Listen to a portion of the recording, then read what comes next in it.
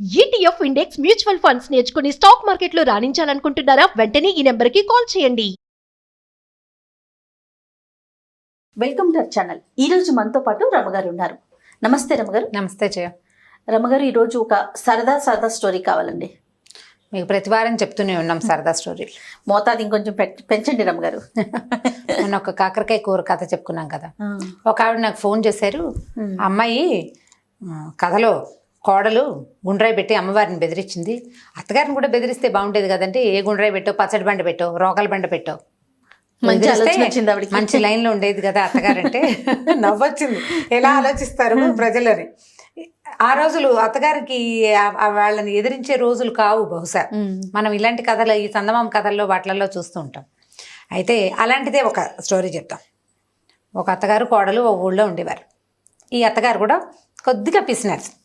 అంటే మరి పిసినాడుతనం అంటే ఆటే ఖర్చు పెట్టకుండా తేలికపాటి కూరలు వండుకోవటం, డబ్బులు ఖర్చు పెట్టకుండా ఉండాలనే రోజులను, ఆ రోజులు కూడా అలా పొదపరిగా ఉండే రోజులు. అయితే ఆవిడ ఏం చేసేదంటే, కొడుకు బాగా కష్టపడి పనిచేస్తాడు కాబట్టి వాడికేమో తెల్లన్నం, వరి బియ్యం అని ఉండేది. అక్కడి నుంచి ఓ కూర పులుసో ఏదో చేసేది. ఆవిడ ఏంటంటే కారంగా వర్రగా చేయకుండా చప్పగా చేసేది కూరలు. వరెన్నంలోకి కారంగా వేసామనుకోండి, ఎర్రటి పచ్చళ్ళు వేసుకుంటే మండిపోతుంది. అందుకని కొంచెం చప్పటి కూరలు చేసేది. కోడలికేమో జొన్న అన్నం పెట్టేది. ఎందుకంటే కోడలు బలంగా రేపొద్దున పిల్లల్ని కనాలి, పని చేయాలి, ఎంత పని చేయాలి. అందుకని జొన్న అన్నం తింటే బాగా బలం వస్తుందని జొన్న అన్నం పెట్టేది. ఈ జొన్న అన్నంలోకి ఏంటంటే అది చప్పగా ఉంటుంది, తీపిగా ఉండదు. వరెన్నంలాగా తీయగా ఉండదు, జొన్న చప్పగా ఉంటుంది. అందులోకి కారం, పచ్చిమిర్చి, ఎండుమిర్చి అలాంటివి తగిలితేనే రుచిగా ఉంటుంది. కొంచెం ఆ మాత్రం తినగలుగుతారు. ఆవిడ ఈ చప్పకూరే పులుసే వేసి పెట్టేది కోడలికి. అది తినలేకపోయేది ఆ పిల్ల.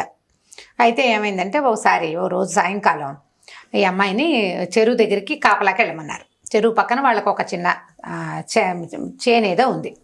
ఉంటే ఏంటంటే ఆ చెరువు పక్కన గంగానమ్మ గుడి ఉంది ఆ ఊరిది. మామూలుగా గంగానమ్మ అంటే విగ్రహాలు అవి ఏమి ఉండవు. అక్కడ ఒక రోలు, ఓ పత్రము ఉండేవి. గంగానమ్మ రోలు, గంగానమ్మ పత్రం అనేవాళ్ళు. ఊరి వాళ్ళు ఏదైనా పెద్ద పెద్ద పచ్చళ్ళు చేసుకుంటే వెళ్ళి ఆ రోట్లో రుబ్బుకునేవాళ్ళు. ఆ చెరువు పక్కన ఉన్న రోట్లో రుబ్బుకుంటారు. పండగలప్పుడు దానికే పసుపు బొట్టు పెట్టి గంగానమ్మగా పూజ చేస్తారు. మన దగ్గర కూడా అలాంటి విధానం ఉండ్రాళ్ళకి పెట్టుకుంటాం. అవును. అయితే ఈ పెళ్ళి ఏం చేసింది, సాయంకాలం కొద్దిగా చీకటి పడుతుండగా చెరువు దగ్గరికి వెళ్ళింది. వెళ్తూ ఏం చేసిందంటే, ఓ అంత పెసరపప్పుని చెంగును మూట కట్టుకుని నిమ్మ చెట్లు ఏవో ఉన్నాయి వాళ్ళ తోటలో. వాళ్ళు అమ్మాయి వెళ్ళింది తోటేనమాట. సరే పెసరపప్పుని మూట కట్టుకుంది. అత్తగారు అంది, చీకటి పడకుండా అన్నం తినేసేయి, చీకటి పడి జొన్న అన్నం తింటే అరగదు, పెందరాళి అన్నం తినేసేయి, 9 గంటల దాకా ఉండు, అబ్బాయి వచ్చి నిన్ను తీసుకొస్తాడని చెప్పింది. సరే 5:30 అలా అయ్యింది. ఈ పిల్ల ఏం చేసింది, వెళ్ళింది కదా, వెళ్తూ ఏం చేసింది, చెంగుని మూట కట్టుకుంది కదా, ఆ చెంగుని నీళ్ల తొట్టులో ముంచింది. అంటే పెసరపప్పుని తడిపింది అనమాట. పెసరపప్పు కొంచెం నానుతుంది తడికి. మెల్లిగా చెరువు వైపుకి వెళ్ళిపోయింది. అత్తగారు మొగుడు ఇంకెక్కడున్నాడో, వీళ్ళింటో ఉన్నారు. అక్కడికి వెళ్ళి కూర్చున్నాక పెళ్ళి ఏం చేసింది, సరే వచ్చేటప్పుడే చిన్న పొన్న వస్తువులు మూట కట్టుకుని తెచ్చుకుంది. ఏం తెచ్చింది, పెసరపప్పు నానబెట్టేసింది కదా కొంగునున్నది, ఒక 4-5 ఎండుమిరపకాయలు బొడ్లో దోపుకుంది. చీరకు పక్కన పెట్టి దోపేసుకుంది. చిన్న ఇంగు ముక్క, కాస్తంత జీలకర్ర తెచ్చుకుంది. పచ్చడి నూరుకుంది కనమాట. సరే ఏం చేసింది, ఈ చెరువు పక్కన ఏదో పిట్టల్ని వాటిని వడిసెలు విసిరి కొట్టింది. అక్కడి నుంచి ఈ గంగానమ్మ రోలు ఉంది కదా, అక్కడ కూర్చుని పచ్చడి రుబ్బుకోవటం మొదలుపెట్టింది. ఈ పెసరపప్పు తీసి, కటిక పెసరపప్పు పచ్చడి అంటారు. కొద్దిగా నానిన పెసరపప్పుతోటి పచ్చడి నూరుకుంటారు. ఎర్రగా కారంగా బాగుంటుంది అనమాట. అందులో ఒక ఇంగువ, కాస్త ఉప్పు అవి వేసుకోవాలి. అన్నీ తెచ్చుకుంది వస్తువులు. అత్తగారికి తెలియకుండా మధ్యాహ్నం నుంచి జాగ్రత్తగా చిన్న పొన్న పొట్లాలు కట్టి నడుం చుట్టూతో దొప్పుకుని తెచ్చుకుంది. పెసరపప్పును అంత పెసరపప్పు మాత్రం మూట కట్టింది అనమాట కొంగున. సరే ఏమైంది, ఆ ఊరి రాజుగారు ఆ దారి వెంబడే వస్తున్నాడు. వస్తూ చెరువు దగ్గర మంచినీళ్ళు తాగటానికి దిగితే ఈ పిల్ల రోట్లో ఏదో రుబ్బుతోంది. సరే చూస్తున్నాడు. చీకటి వేళ ఎవ్వరూ లేకుండా ఒక ఆడ కూతురు కూర్చుని పప్పు రుబ్బుకుంటుంటే, ఏమిట్రా ఇది అని చూస్తారా, అదేదో వింతగా కనపడింది ఆయనకి దృశ్యం. సరే చూస్తుంటే ఏం చేసింది, ఈ పిల్ల రొంటి నుంచి ఇది ఇంగు తీసి వేసి నలిపింది. కాస్త రుబ్బేసరికల్లా ఇంగు గుమాయిస్తూ వాసన వస్తుంది కదా, వాసన వచ్చేసరికల్లా రాజుగారికి భలే బాగుంది వాసన అని ఆ అమ్మాయి దగ్గరికి వెళ్ళాడు. అమ్మాయి ఏమిటమ్మా చీకట్లో కూర్చుని రుబ్బుతున్నావు, నువ్వెవరు ఏమిటని అడిగితే, పలానా వాళ్ళ కోడలండి, చెరువు పక్కన ఉన్న చెలమకి కాపలా వచ్చాను, పక్కన చేనుంది దానికి కాపలా కోసం వచ్చాను, అన్నంలో కోసం అని పెసరపప్పు పచ్చడి రుబ్బుకుంటున్నానంటే, ఎంత మంచి వాసన వస్తుంది, కాస్త పెట్టవా అన్నాడు. చేతిలో పెట్టింది. అన్నట్టు కారంగా ఉంటే అమ్మాయింది, ఒట్టిగా తింటే కారం పడుతుందండి, జొన్న అన్నంలో నలుచుకు తింటే బాగుంటుంది, నేను అన్నం తెచ్చుకున్నాను తింటారా అంది. ఆ పచ్చడి రుచి పట్టలేకపోతున్నాడు ఆయన ఆ వాసనకి. సరే ఏం చేశాడు, ఆ పిల్ల పక్కన చేలో ఉన్న ఒక నిమ్మకాయ కోసుకొచ్చి దానికి కాస్త చిన్న పిన్నిస్తో చిల్లు పెట్టి, ఏ చాకులు గీకులు లేవు కదా, పచ్చడి నిమ్మరసం పిండింది. నిమ్మరసం వేస్తే ఇంకా మంచి వాసన వస్తుంది ఆ పచ్చడి. అక్కడి నుంచి ఏం చేశాడు, ఆ అమ్మాయి టిఫిన్ మూత డబ్బాలో పెట్టుకొచ్చుకుంది కదా, అందులోంచి మూతలోకి అంత జొన్నన్నం తీసి పచ్చడి వేసి కాస్త కలిపి రాజుగారి చేతులు పెట్టింది. రాజుగారు చకచకా తినేశాడు. ఇంకొంచెం పెట్టని సగం అన్నం రాజుగారు తినేశాడు. ఎంత బాగుందమ్మా, భలే బాగుంది, చాలా బాగా చేసావు అని ఇదిగో ఇది ఉంచుకొని ఒక రూపాయి కాసులను సంచి ఆ పిల్ల చేతిలో పెట్టబోయాడు. పెట్టపోతే అమ్మాయింది, ఎందుకండి ఆ డబ్బులు గిబ్బులు ఇవ్వద్దు, ఇప్పుడు ఈ డబ్బులు ఎవరిచ్చారని చెప్పను నేనంటే రాజుగారు ఇచ్చారని చెప్పమన్నాడు. రాజుగారు ఇచ్చారంటే రాజుగారు డబ్బులు ఇవ్వడానికి నువ్వేం చేసావని అడగదా మా అత్త అడుగుతుంది. అడిగితే ఏం చెప్పాలి, చెప్పు అన్నం పెట్టానని చెప్పు అన్నాడు. మరి మీరు జొన్న అన్నం తిన్నారని ఊరంతా ప్రచారం అవుతుంది, మీకు ఓకేనా? రాజుగారు నాలుగు కరుక్కున్నాడు. ఏంటంటే రాజులు వాళ్ళు జొన్న అన్నాలు తినకూడదు, ఓకే, పరువు తక్కువ. సరే నేను తిన్నానని చెప్పకూడదు ఒకటి. రెండోది, జొన్న అన్నంలోకి ఏ వేసు తిన్నాడు అంటే పెసరపప్పు పచ్చడి అన్నది. కోడలు పెసరపప్పు తెచ్చుకుందన్న సంగతి బయటపడిపోతుంది. కాబట్టి మా అత్తకి తెలిసిపోతుంది నాకు డబ్బులు వద్దండి. డబ్బులు వద్దండి అంటే ఆయనకి రాజుకి డౌట్ వచ్చింది. ఈ అమ్మాయి ఇంతోటి పచ్చడి నువ్వు ఇంటి దగ్గర రుబ్బుకోలేకపోతువా, అక్కడే ఎందుకు తెలియదంటే మీ రాజ్యంలో అత్తలు గట్టివాళ్ళండి, కోడళ్ళు మెతకవాళ్ళు, మేము ఇలాగే తినాలి, మాకు ఆస్తులు ఉండవు, ఆడపిల్లలకి ఆస్తులు ఉండే రోజులు కావు కదా, మా నాన్నలు మాకేమి ఇవ్వరు, కట్నాలు తెలియదు కాబట్టి అత్తలు మాకు జొన్నన్నాలు పెట్టి మా మొగుళ్ళకి వరన్నాలు పెడతారని ఆ ఊరి సాధక బాధకాలన్నీ చెప్పింది. నీ దగ్గర డబ్బులు లేవంటే నాకేమీ లేదు, మా నాన్న నాకేమి ఇవ్వలేదంతే అనేసరికి రాజు అన్నాడు, ఒక ఐడియా చెప్తాను, ఈ డబ్బులు మూట పట్టుకెళ్ళి వస్తూ ఉంటే దొరికిందని చెప్పు. దొరికిందంటే అప్పుడు ఇంకో చిక్కుంది, డబ్బులు దొరికినాయని చెప్పారనుకో ఆ రాజ్యంలో ఏంటంటే ఎవరికైనా రోడ్డు మీద కానీ భూమిలో కానీ డబ్బు దొరికితే అది రాజుగారికి సొంతం. ఇంట్లో దాచిపెట్టుకుందుకు ఉపయోగం వీల్లేదు. ఇంట్లో దాచిపెట్టుకుంటే చుట్టుపక్కల వాళ్ళకి తెలిసిపోతుంది డబ్బులు ఒక రూపాయి వాడారంటే వీళ్ళకి ఈ రూపాయి ఎక్కడిది అని ప్రశ్న వస్తుంది కదా. అవేమో మారకపు రోజులు, వస్తు మార్పిడి రోజులు, వీళ్ళ దగ్గర క్యాష్ ఉందంటే తెలిసిపోతుంది. కాబట్టి ఇప్పుడు ఏం చేయాలంటే ఓ పని చెయ్యి, నువ్వు పట్టుకెళ్ళు, ఈ డబ్బులు నీ సొంతమయ్యే ఉపాయం నేను చేస్తానని ఈయన ఏం చేశాడు, ఆ డబ్బులు సంచి ఆ పిల్ల చేతులు పెట్టి చేతులు చక్కగా 4 లొట్టలు వేసుకుంటూ పచ్చడి కారంగా ఉంది చేతులు కడుక్కున్నాడు, మంచినీళ్ళు తాగాడు. వెళ్ళిపోతూ గ్రామాధికారి దగ్గరికి వెళ్ళి, ఇవాళ నేను దారిలో వస్తూ ఎక్కడో డబ్బులు సంచి పోగొట్టుకున్నాను, పోతే పోయిందనుకున్నా, ఇవాళ మా అమ్మ పుట్టినరోజు, ఎవరికైనా దొరికితే అది వాళ్ళకే ఇచ్చేద్దాం అనుకున్నా, కాబట్టి ఈ సంచి ఎవరైనా డబ్బు సంచి నా సంచి పట్టుకొస్తే ఆ సంచి వాళ్ళకే సొంతం, సరేనండి ఆ కుటుంబానికే అని రాసుకుంటానండి అన్నాడు. కుటుంబానికి కాదు, ఏ మనిషి ఆ సంచి తెస్తే అది ఆ మనిషికే సొంతం అని రాసుకోమన్నాడు రాజు. వెళ్ళిపోయాడు. ఈ పిల్ల ఏం చేసింది, పావు 9 దాకా ఉంది, ఈ లోపల భర్త వచ్చాడు. ఆ సంచి జాగ్రత్తగా చేత్తో పుచ్చుకొని భర్తకు చూపించింది, ఈ డబ్బులు దొరికినాయి నీ ఇక్కడికి వస్తుంటేను. సరే ఇతను అన్నాడు, గ్రామాధికారి దగ్గరికి వెళ్ళి ఇచ్చేద్దాము, రేపు పొద్దున ఎవరికైనా తెలిస్తే కష్టం అన్నాడు. ఇంటికి వెళ్తే అత్తగారు ఒప్పుకోలేదు, కానీ గ్రామాధికారి భయం అందరికీ ఉంది. సరే ఏమైంది, చీకటి పడ్డాక ఆ 10 గంటలకి డబ్బులు పుచ్చుకొని వెళ్ళారు. వెళ్తే ఈ సంచి చూడగానే అతను గుర్తుపట్టి, రాజుగారు సంచి పోగొట్టుకున్నాడు, ఈ సంచి ఎవరు తెస్తే వాళ్ళకే సొంతం అని చెప్పాడు, కాబట్టి ఈ డబ్బులు ఈ అమ్మాయివి, అత్తగారివి, కుటుంబానివి కాదు, ఆ పిల్ల ఆస్తి అనమాట. ఆ డబ్బులు చేతిలో పెట్టారు. పెట్టేసరికల్లా వెనక్కి తెచ్చుకుంది.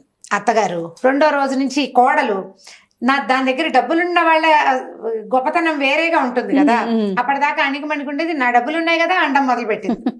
4 రోజులు చూసేసరికి అత్తగారికి ఏమనిపించిందంటే, ఇంతోటి కోడలు మనకి దొరకపోతుందా, ఈ కోడల్ని వదిలించుకోవాలి అనిపించేసింది ఆవిడకి. కోడల్ని వదిలించేసుకుంటే దాని డబ్బులన్నీ మనవే.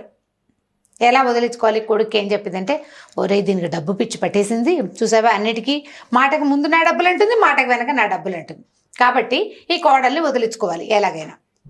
ఏం చేద్దామే అమ్మ అన్నాడు. నీ ఇష్టం, అంతా అమ్మ ఇష్టమే, వాడు అమ్మకి లొంగిపోయి ఉంటాడని, పెళ్ళామంటే ఇష్టమే వాడికి, కానీ అమ్మకి లొంగి ఉంటాడు. అమ్మంది, ఓ పని చేస్తానరా, నేను దీన్ని రాత్రి బాగా తొందరగా నిద్రపుచ్చేస్తానంటే పడుకోబెట్టేస్తాము, తీసుకెళ్ళి శ్మశానంలో పక్కన చాప చుట్టూ సహా తీసుకెళ్ళి అక్కడ పెట్టి అంటించేద్దాం, చచ్చిపోతుంది, పుట్టింటికి వెళ్ళిందని చెప్దాం, డబ్బులు మనం దాచేసుకుందాం అనుకున్నారు. ఓ రోజు ఏం చేసింది, పొద్దున్న నుంచి సాయంత్రం దాకా పని చేయించింది పిల్లతోటి, ఎక్కడ కూర్చొనివ్వలే. అమ్మాయి బాగా అలసిపోతే సాయంకాలం ఆవిడ ఏం చేసింది, అంత పెసరపప్పు చారు, ఇంత పెసరపప్పు పచ్చడి చేసింది. ఆ పిల్లకి ఇష్టం అవి 2 చేసి ఒక చిటికెడంత నల్ల మందు కలిపింది అందులో. పెందరాళ్ళే అన్నం తినగానే అది కళ్ళు మూసిపోతుంది. నల్ల మందు పడేసరికల్లా కొత్తగా వేసుకున్న వాళ్ళకి తూగుతూ ఉంటారనమాట. నిద్ర వస్తుంది, నీకు పగలల్లా రెస్ట్ లేదు కదా, పడుకో అని ఆ పిల్లని చాపేసి పడుకోబెట్టింది. పడుకోబెట్టేసరికల్లా పిల్ల నిద్రపోయింది.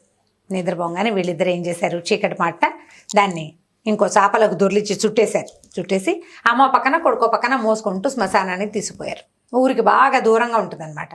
అక్కడ దాన్ని కింద పెట్టి వెలిగిద్దామని చూశారు. వెలిగించడానికి వీళ్ళు అగ్గిపుల్లలు తెచ్చుకోవాలి. అగ్గిపెట్టె కావద్దు. సరే వాడు కొడుకున్నాడు, అమ్మ నువ్వు ఇక్కడే ఉండవే, నేను వెళ్ళి అగ్గిపెట్టె తెస్తాను అన్నాడు.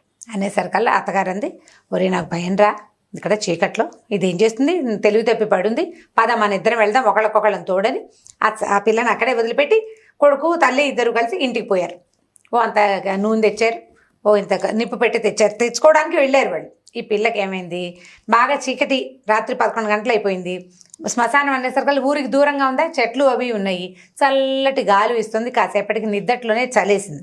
మన నిద్దట్లో చలేస్తే ఏం చేస్తాం, లేచి ఏం కూర్చోం, కాళ్ళ దగ్గర ఏమున్నాయో తడివి దుప్పట్లు లాక్కోవడానికి ట్రై చేస్తాం కదా. అది కాదు, అటు ఇటు కాళ్ళు కదిపేసరికల్లా చుట్టేసి ఉన్నానని దానికి అర్థమైంది. ఏమిటి ఇలా చాప చుట్టుకుపోయాను నేనని చూసుకుంటే చాపలో తను చుట్టూ ఉన్నట్టు, ఊరికి దూరంగా ఫలానా చోట ఉన్నట్టు ఆ పిల్లకి అర్థమైపోయింది. అప్పుడు లేచి అమ్మ బాబోయ్ వీళ్ళు నన్ను ఏదో చేయబోతున్నారని ఏం చేసింది, అక్కడ కాస్త కనువెలుగ్గా కనపడుతోంది. ఇంత ఈత మొద్దులు ఉంటాయి, ఈత చెట్లు ఉంటాయి కదా, వాటిని నరికేస్తారు. నరికితే ఇంత లాగ్జల్ అంటే ఈత మొద్దు అంటారు. ఆ మొద్దును ఒకదాన్ని చాపలో చుట్టేసేసి తను పోయి ఆ నిద్రగా చెట్టు పక్కన దాక్కుంది చీకట్లోనే. మరి తెంపడతానే ఉంది దానికి. అక్కడ దాకా వచ్చాక భయపడితే కుదరదు కదా. వీళ్ళు ఏం చేశారు, అమ్మ కొడుకు ఇద్దరు వచ్చారు, తెచ్చి నూనె దాని మీద పోసి అంటించారు. ఈ అంటించేసరికల్లా ఈ పిల్లకి ముక్కుకి చెవికి ఆభరణాలు ఉన్నాయి, మెరుస్తూ ఉంటాయి చీకట్లో. మంట వచ్చేసరికల్లా దగదగలాడతాయి కదా. గబగబా ఏం చేసింది, ఇది మట్టిలో చేతులు ఇట్లా ఇట్లా తడివి మొహానికి చెవులకి అన్నిటికీ మట్టి రాసేసుకుంది, వస్తువులు మెరవకుండా రాసేసుకుని మెల్లిగా అలాగా చీర చెంగు దొప్పి చెట్టెక్కి కూర్చుంది. నిద్రగా నేరు చెట్టెక్కేసి వీళ్ళు తగలబడ్డం చూసి అమ్మ కొడుకు ఇద్దరు ఇంటికి వెళ్ళిపోయారు. చెట్టు మీద కూర్చుంది కదా, కూర్చుని ఆలోచిస్తుంది, దేవుటి నా పరిస్థితి ఇలా అయింది, రాజుగారికి అన్నం పెట్టిన ఫలితం అంతా పోయింది, డబ్బులేమో వీళ్ళు నొక్కేశారు, ఇప్పుడు ఎటు కాకుండా నేను చెట్టు మీద చేరాను, నా మొహంలాగా ఏం చేయాలో తెలియటం లేదని ఆ పడుకుంది. కునికిపాట్లు వస్తున్నాయి, నల్ల మంది ఒకటి వేసుకుని తినేస్తుంది కదా, అట్లా నిద్రమూతగానే ఉంది. కాస్త ఆలోచిస్తుంది, మధ్యలో తెలివి తప్పి నిద్ర వస్తుంది. ఇంతలో ఏమైంది, ఊరికి దూరంగా ఉంది కదా, ఆ ఊళ్ళో నుంచి కొంతమంది దొంగలు ఈ శ్మశానం దగ్గరకు వచ్చారు, ఒక 5-6. వాళ్ళు ఏం చేశారు, డబ్బులు తెచ్చుకుని చెట్టు కింద కూర్చుని పంచుకుంటున్నారు. వాళ్ళకి వెలుగేమిటి, ఈ పిల్లని తగలెట్టుతున్నాం అనుకుని ఈత ముద్దను వెలిగించారు కదా, అది మండుతూ ఉంటుంది కణకణలాడుతూ. అమ్మ కొడుకు నుంచుంటే వాళ్ళకి అర్థమయ్యేది శవంకాలని వాసన బాగుండదని వాళ్ళ ఇంటికి వెళ్ళిపోయారు. ఆ మంట వెలుగులో వీళ్ళు డబ్బులు పంచుకుంటున్నారు. ఈ పైన కూర్చుని కునికిపాట్లు పడుతున్న పిల్ల ఎప్పుడో పట్టు తప్పి దబేయమని వాళ్ళ మీద పడేసరికి వాళ్ళు కంగారు పడి చచ్చి, ఈ కనపడ్డదేమో దీని మొహం నిండా మట్టుంది. మనిషిలాగా వాళ్ళకి తోచలేదు. చీకటి మాట రాత్రి 1 గంటకో 2 చెట్టు మీద నుంచి ఒకటి దూకింది, దాని మొహం నిండా మసి. అక్కడి నుంచి ఏమైంది, వాళ్ళు కాస్త బెదిరిపోయి, ఓరు నాయను ఇదేదో అమ్మవారల్లే ఉంది, అమ్మవారంటే ఇదే ఏదో దూకింది మీదకి అని చెప్పేసి పారిపోయారు. పారిపోతే ఈ పిల్ల చూసుకుంది, కిందేవో చక్కగా డబ్బులు గిబ్బులు కనపడుతున్నాయి. తెల్లారేదాకా చెట్టు మొదట్లో పడుకుని నిద్రపోయింది. తెల్లవారిన తర్వాత అక్కడ మిగిలిన వస్తువులు డబ్బులు కనపడ్డాయి. వాటిని మెల్లిగా 2 మూట కట్టుకుని ఇంటి వైపుకి నడిచొచ్చింది. ఇంటికి నడిచి వచ్చేసరికి మొహం నిండా మట్టి ఉందన్న ఇంగితం లేదు దానికి. తలుపు కొట్టితే అమ్మ కొడుకు తలుపు తీసి తెల్లబోయారు. అమ్మో బ్రహ్మరాక్షస అయిపోయింది, కోడలు చచ్చిపోయి అది వచ్చేసింది మన మీద, కానీ తలుపేసేసారు వాళ్ళు.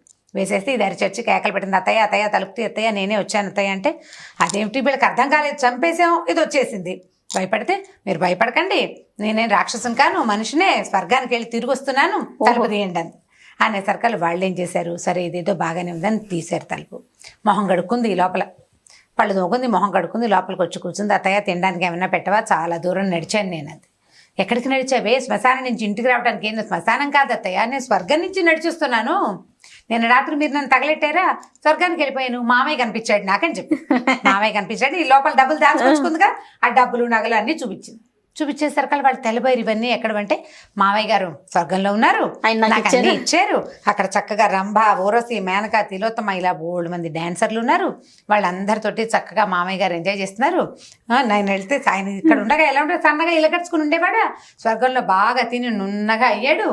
నేను కూడా రాత్రి వాళ్ళ దగ్గర చక్కగా అవి ఇవి పళ్ళు అవి తిన్నాను, నడక ఎక్కువైంది, కానీ ఇవన్నీ ఇమ్మన్నారు, మీ అత్తను చూసి ఎన్నాళ్ళు అయిందే అన్నాడు మామయ్య అని చెప్పింది. చెప్పేసరికి నమ్మేశారు వీళ్ళు, ఎందుకంటే వీళ్ళు అంటించారు కదా. అక్కడి నుంచి ఈవిడికి డౌట్ రావటం మొదలెట్టింది, ఇదేమిటి మొగుడు ఇక్కడ ఉండగా ఎవరిని కన్నెత్తి చూసేవాడు కాదు, చచ్చి స్వర్గానికి వెళ్ళాక రమ్మతో వాళ్ళతో కబుర్లు చెప్తున్నాడు ఏం పాడు. అక్కడి నుంచి దాన్ని స్వర్గం కబుర్లు అడగడం మొదలెట్టింది కోడల్ని. బాగుందా, అక్కడ ఎలా ఉంది, కుర్చీలు ఉన్నాయా, మంచాలు ఉన్నాయా, మీ మామగారు ఎక్కడున్నాడు, వాళ్ళంతా ఎక్కడ ఉంటారు, ఇంకా మనుషులు ఎవరున్నారంటే 3 మంది ఉన్నారు, మామయ్య నేను బోల్డ్ కబుర్లు చెప్పుకున్నాం, ఆయన మిమ్మల్ని చూడాలని చాలా ఇదవుతున్నాడు అత్తయ్య, వెళ్తావో వెళ్ళవో నీ ఇష్టం, కానీ మీ అత్తని కూడా తీసుకురావే అమ్మ ఆయన అడిగాడు, వెళ్తావో వెళ్ళవో నీ ఇష్టం. మరి రోజు 4-5 రోజులు నీ ఇష్టం అంటాం మొదలెట్టింది. ఈవిడికి ఓ పక్కన మొగుడిని చూద్దామనుంది, ఆయన అక్కడ ఏం పువ్వులు పూయించేస్తున్నాడు అని డౌట్గా ఉంది. అక్కడి నుంచి ఏమంది ఓ రోజు కొడుకుతోటి, ఒరే ఎలాగైనా ఇది వెళ్ళొచ్చింది, నన్ను కూడా అక్కడికి పంపించండి రా, 2 రోజులు వెళ్ళి మీ నాన్నని చూసొస్తాను, స్వర్గానికి వెళ్ళొచ్చేసింది కదా కోడలు మరి, అందుకని నన్ను కూడా పంపించరా అని అడగటం మొదలెట్టింది. కొడుకు అన్నాడు, ఏమోనే అమ్మా నువ్వు సరిగ్గా వస్తావో రావంటే, ఎందుకు రాను, అది రాలా, ఆ మాత్రం తెలివితేటలు నాకు లేవు, నేను వస్తాను రాను. అక్కడి నుంచి వీళ్ళు ఏం చేశారు, సరేనని ముందు దానికి ముందు నల్లమంది వేసుకోవాలి, అన్నం పెట్టారు, నల్లమంది వేసి తీసుకెళ్ళి అంటించేసారు. మరి స్వర్గానికి వెళ్తానంటోంది కదా. కొడుకు ఏమర్థం అవుతుంది, వాళ్ళ అమ్మ ఏదంటే అదే వాడు, రెండో మాట వాడికి లేదు. చాలా మంది ఉన్నారు అలాంటి కొడుకులు ఇప్పటికి కూడా, ఇప్పటికీను. తీసుకెళ్ళి అంటించారు. అంటిస్తే 2 రోజులైంది, ఏమిటే మా అమ్మ రావట్లేదు అంటాడు వాడు భర్త.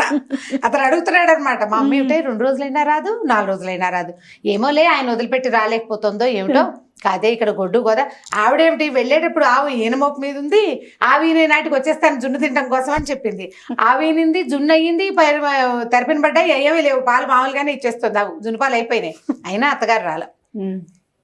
అత్తగారు రాపోయేసరికి కొడుకు ఒక 15-20 రోజులు అయ్యేసరికి డౌట్ వచ్చేసింది, మా అమ్మ ఏమిటి అక్కడే ఉండిపోయిందా, నేను ఏం చేయాలి. ఆయన సర్కల్ అమ్మాయి ఏం చేసిందంటే తాపీగా మొగుడిని కూర్చోబెట్టి సాంగంగా జరిగిందంతా చెప్పింది. మీరు నన్ను ఇది చేయబోయారు, ఇప్పుడు మీ అమ్మ వెళ్ళిపోతే నీకు నొప్పి తెలుస్తోంది, నేను తిరిగి రాకపోతే నీకు తెలిసేదే, రాజుగారు ఇచ్చిన డబ్బులు నువ్వే పట్టుకొని మీరే తీసేసుకుని, నేను రోడ్డు నుంచి పట్టుకొచ్చిన డబ్బులు కూడా మీరే తీసేసుకోవాలని మీ ఉద్దేశము అని భర్తకి బాగా అర్థమయ్యేలాగా చెప్పింది. బ్రెయిన్ వాష్ చేసింది అనమాట.